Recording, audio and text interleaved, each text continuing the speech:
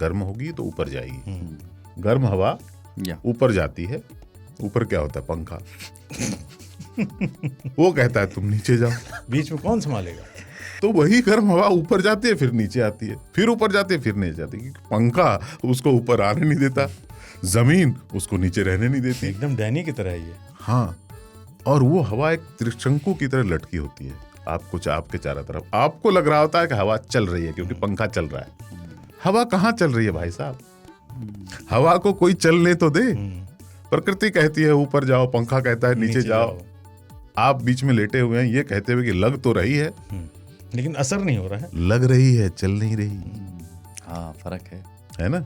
ऐसे मामलों में आप किसी भी तरह का कूलिंग करें। पहले क्या होता था, वाटर के एक्वाडक्ट बनाए जाते थे। यमुना से पानी उड़ेल कर उसको लाल किले में घुसाया जाता था और फिर वो फर्श के नीचे से गुजरती थी तो फर्श को ठंडा रखती थी, क्योंकि ऊपर पंखा नहीं होता था, उस जमाने में नहीं होते थे, खिड़कियां होती थी।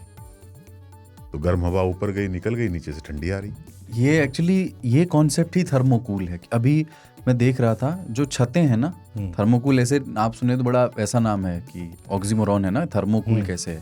पर जो गर्म छतें हैं इस समय, मान लीजिए दिल्ली में, तो उसमें आप चूना और वो जो एक आध और प्रोडक्ट, मुझे प्रोडक्ट का नाम याद है बट नाम लेना चाहता नहीं हूँ।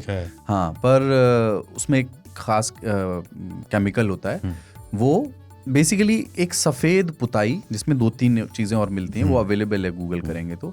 उससे आप अपनी छत को पोत दीजिए। तो उसमें साइंस ये है कि उसका वो हीट के लिए रिफ्लेक्शन का काम करता है। हाँ।